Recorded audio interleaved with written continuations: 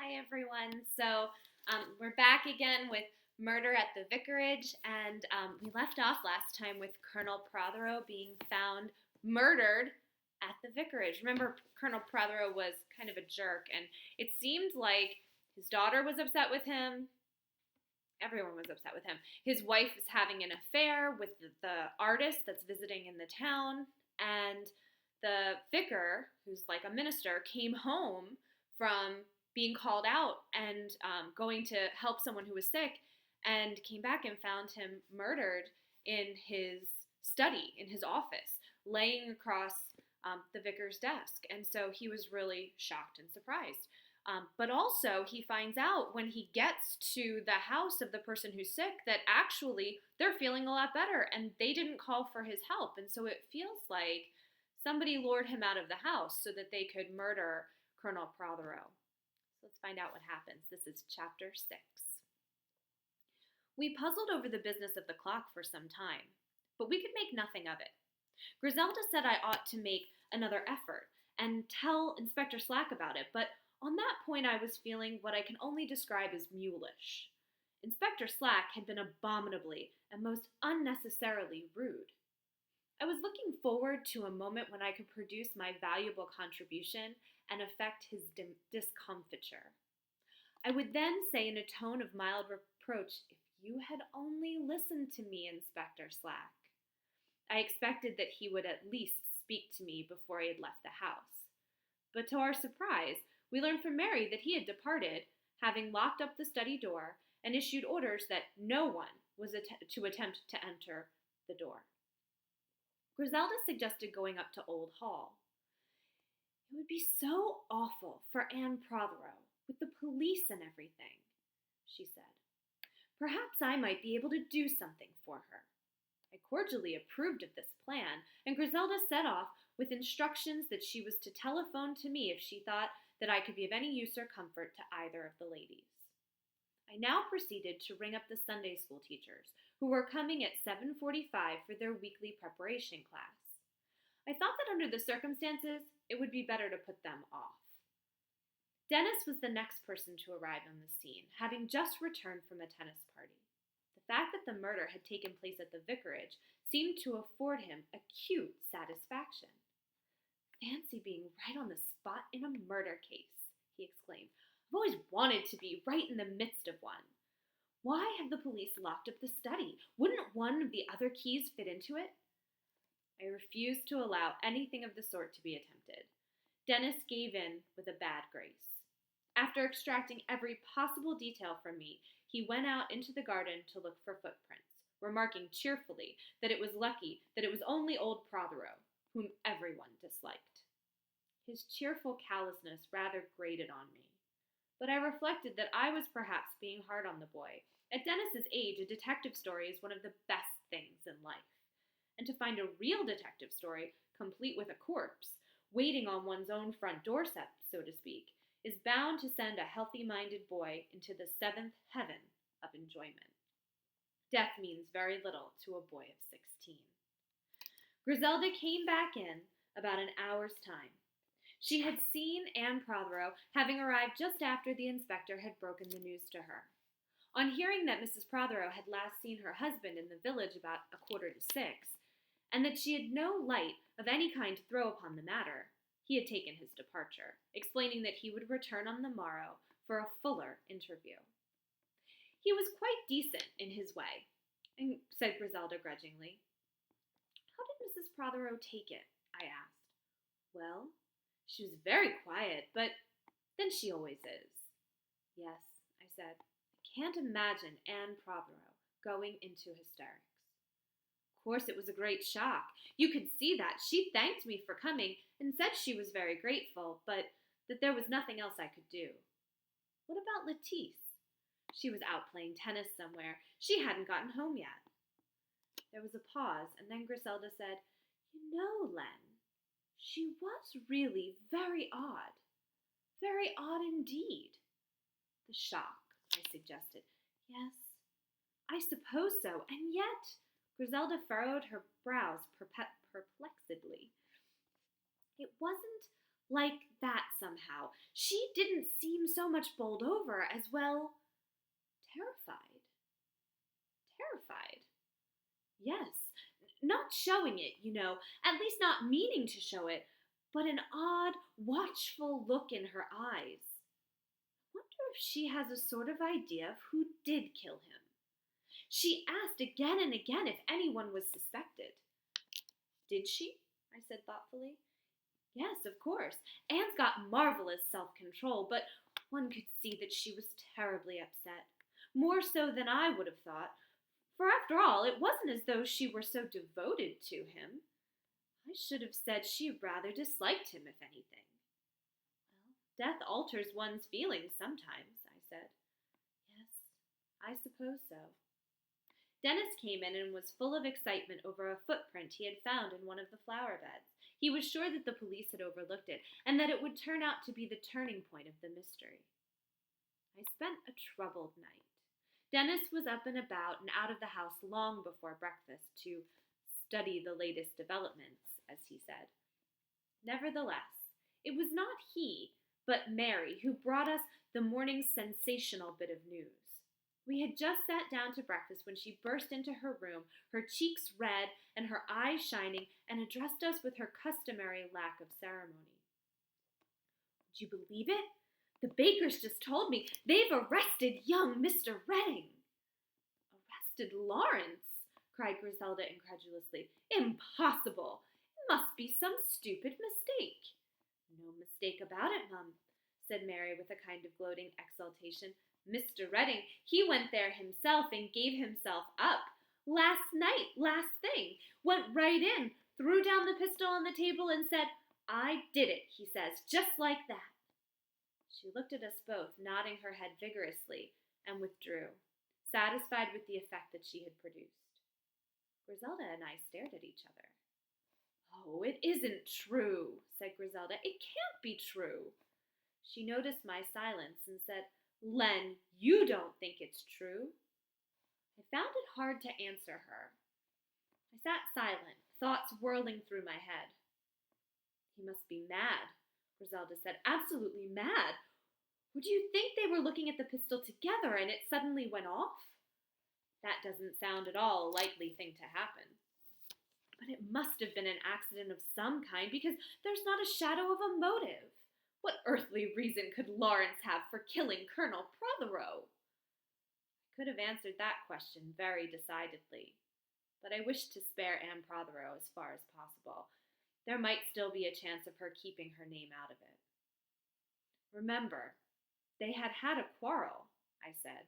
About Lettice and her bathing suit. Yes, but that's absurd. And even if he and Lettice were engaged secretly, well, that's not a reason for killing her father. We don't know what the true facts of the case may be, Griselda. You do believe it, Len. Oh, how can you? I tell you, I'm sure Lawrence never touched a hair on his head. Remember, I met him just outside the gate. He looked like a madman. Yes, but... Oh, it's impossible. There's the clock, too, I said. This explains the clock. Lawrence must have put it back to 6:22 with the idea of making an alibi for himself. Look how Inspector Slack fell into his trap. You're wrong, Len. Lawrence knew about that clock being fast. Keeping the vicar up to time, he used to say. Lawrence would never have made the mistake of putting it back to 6:22. He'd have put the hand somewhere possible, like 6:45. He mayn't have known what time Prothero got here, or he may simply have forgotten about the clock being fast. Griselda disagreed. No, if you were committing a crime, you'd be awfully careful about things like that. I don't know, my dear, I said mildly. You've never done one. But before Griselda could reply, a shadow fell across the breakfast table, and a very gentle voice said, I hope I'm not intruding. You must forgive me, but in the sad circumstances, the very sad circumstances, it was our neighbor, Miss Marple. Accepting our polite disclaimers, she stepped in through the window, and I drew up a chair for her. She looked faintly flushed and quite excited. Terrible, very terrible, is it not? Poor Colonel Prothero. Not a very pleasant man, perhaps, and not exactly popular, but it's none the less sad for that. And actually shot in the vicarage study, I understand. I said that had indeed been the case. But the dear vicar was not here at the time? Miss Marple questioned Griselda. I explained where I had been. Mr. Dennis is not with you this morning? Said Miss Marple, glancing around. Dennis, said Griselda, fancies himself an amateur detective. He's very excited about a footprint he found in one of the flower beds, and I fancy he's gone off to tell the police all about it. Dear, dear, said Miss Marple, such a to-do, is it not? And Mr. Dennis thinks he knows who committed the crime. Well, I suppose we all think we know. You mean it's obvious? Said Griselda. No, dear, I don't mean that at all. I dare say everyone thinks it is somebody different. That is why it is so important to have proofs. I, for instance, am quite convinced I know who did it, but I must admit I haven't one shadow of a proof. One must, I know, be very careful of what one says at a time like this. Criminal libel, don't they call it? I had made up my mind to be most careful with Inspector Slack. He sent word that he would come and see me this morning, but now he has just phoned up to say it won't be necessary after all. I suppose since the arrest, it isn't necessary, I said. The arrest? Miss Marple leaned forward, her cheeks pink with excitement. I didn't know there had been an arrest. It is so seldom that Miss Marple is worse informed than we are that I had taken it for granted that she would know the latest developments. It seems we have been talking at cross purposes, I said. Yes, there has been an arrest. Lawrence Redding. Lawrence Redding? Miss Marple seemed very surprised. Now I should not have thought, Griselda interrupted vehemently. I can't believe it even now. No, not though he has actually confessed. Confessed, said Miss Marple. You say he has confessed. Oh dear. I see I have been sadly at sea. Yes, sadly at sea. I can't help feeling it must have been some kind of an accident, said Griselda. Don't you think so, Len? I mean, his coming forward to give himself up looks like that. Miss Marple leaned forward eagerly. He gave himself up, you say? Yes. Oh, said Miss Marple with a deep sigh. I'm so glad, so very glad. I looked at her in some surprise. It shows a true statement of remorse, I suppose. Remorse? Miss Marple looked very surprised. Oh, but surely, dear, dear vicar, you don't think that he is guilty. It was my turn to stare. But since he has confessed, yes, but that just proves it, doesn't it? I mean, that he had nothing to do with it. No, I said, I may be dense, but I can't see that it does. If you had not committed a murder, I can't see the object of pretending that you have. Well, of course there's a reason, said Miss Marple. Naturally, there's always a reason, isn't there? And young men are so hot-headed and so prone to believe the worst. She turned to Griselda. Don't you agree with me, dear? I don't know, said Griselda. It's difficult to know what to think. I can't see any reason for Lawrence behaving like a perfect idiot. If you had seen his face last night, I began. Tell me, said Miss Marple. I described my homecoming while she listened attentively. When I had finished, she said, I know that I am very often rather foolish and don't take in things as I should, but I really do not see your point. It seems to me that if a young man had made up his mind to the great wickedness of taking a fellow creature's life, he would not appear distraught about it afterward. It would be a premeditated and cold-blooded action, and though the murderer might be a little flurried and possibly might make some small mistake, I do not think it likely that he would fall into a state of agitation such as you describe. It is difficult to put oneself in such a position, but I cannot imagine getting into a state like that myself. We don't know the circumstances, I argued. If there was a quarrel, the shot might have been fired in a sudden gust of passion, and Lawrence might afterward have been appalled at what he had done. Indeed, I prefer to think that that is exactly what did occur. I know, dear Mr. Clement, that there are many ways we prefer to look at things, but one must actually take facts as they are, must one not? And it does not seem to me that the facts bear the interpretation you put upon them. Your maid distinctly stated that Mr. Redding was only in the house a couple of minutes, not quite long enough surely for a quarrel such as you describe. And then again, I understand the colonel was shot through the back of the head while he was writing a letter. At least that is what my maid told me. Quite true, said Griselda. He seems to have been writing a note to say that he couldn't wait any longer. A note that was dated 6:20, and the clock on the table was overturned and had stopped at exactly 6:22. And that's just what has been puzzling Len and myself so frightfully.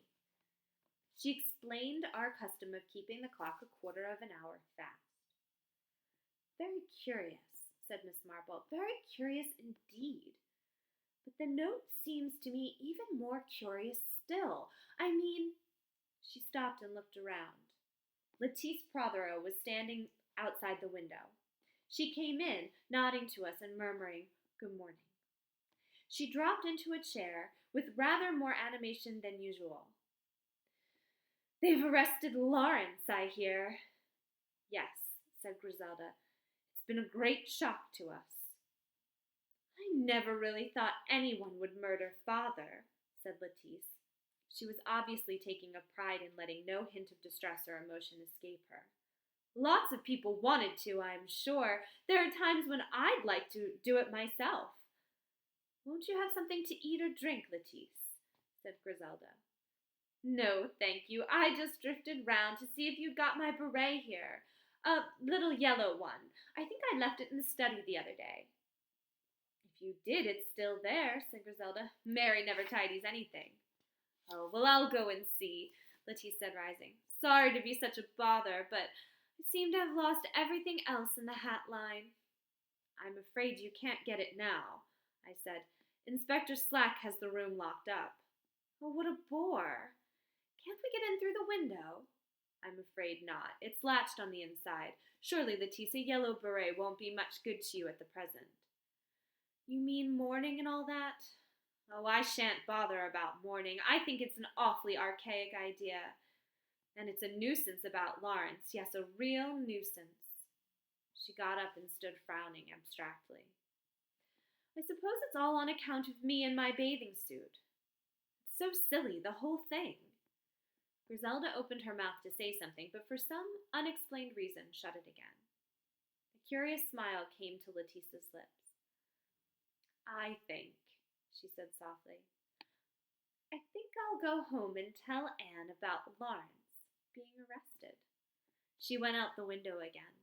Griselda turned to Miss Marple. "Why did you step on my foot?" The old lady was smiling. "I thought you were going to say something, my dear, and it's often so much better to let things develop on their own. I don't think, you know, that child is half so vague as she pretends to be. She's got a very definite idea in her head, and she's going to act upon it."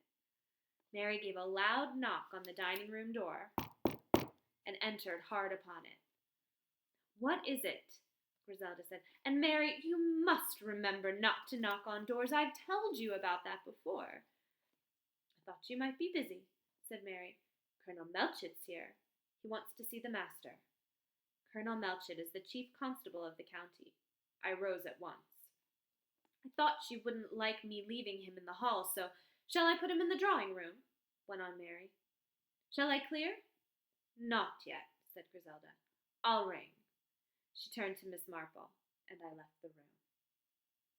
And that's the end of chapter 6. So join me next time for another chapter of The Murder at the Vicarage, and we'll find out more about the story of the murder of Colonel Prothero and the gathering of the suspects.